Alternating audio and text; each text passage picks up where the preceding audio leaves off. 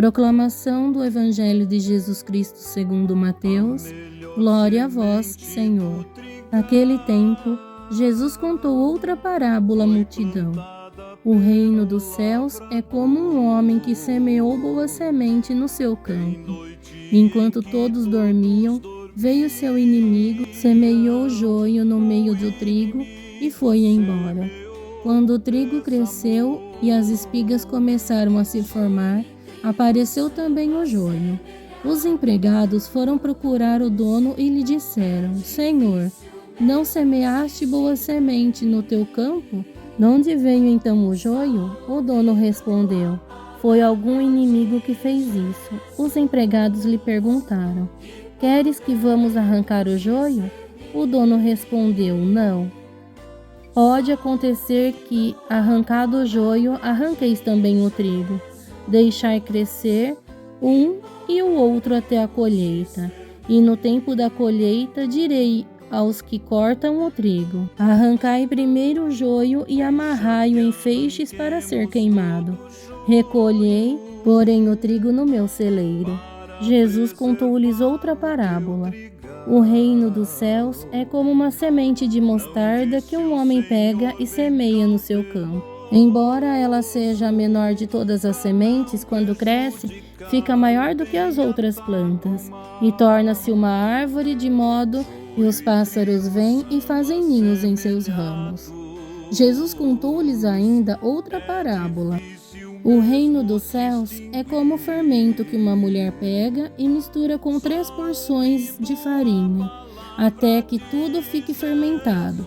Tudo isso Jesus fala em parábolas às multidões. Nada lhes falava sem usar parábolas, para se cumprir o que foi dito pelo profeta. Abrirei a boca para falar em parábolas. Vou proclamar coisas escondidas desde a criação do mundo. Então Jesus deixou as multidões e foi para casa. Seus discípulos aproximaram-se dele e disseram: Explica-nos a parábola do joio. Jesus respondeu: Aquele que semeia a boa semente é o Filho do Homem. O campo é o mundo. A boa semente são os que pertencem ao reino. O joio são os que pertencem ao maligno. O inimigo que semeou o joio é o diabo. A colheita é o fim dos tempos. Os ceifeiros são os anjos. Como o joio é recolhido e queimado ao fogo, assim também acontecerá no fim dos tempos. O Filho do Homem enviará os seus anjos e eles retirarão do seu reino todos os que fazem outros pecar e os que praticam o mal, e depois os lançarão na fornalha de fogo. Aí haverá choro e ranger de dentes. Então os justos brilharão como o sol no reino de seu Pai. Quem tem ouvidos, ouça. Palavra da salvação, glória a vós, Senhor. Reflexão.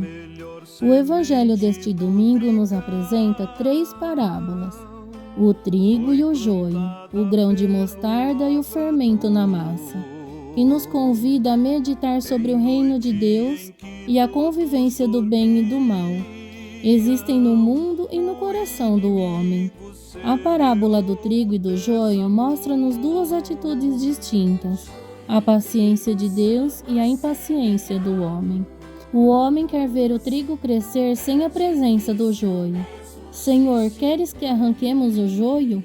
Enquanto Deus mostra que o bem ou o mal estão aí, deixar crescer juntos até a colheita. O importante é vigiar e não permitir que o inimigo sobressaia no meio da boa semente.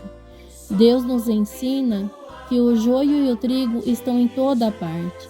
Precisamos então ficar atentos, porque dentro de cada ser humano sempre haverá o bem e o mal. Se matarmos o joio, poderemos matar também o trigo.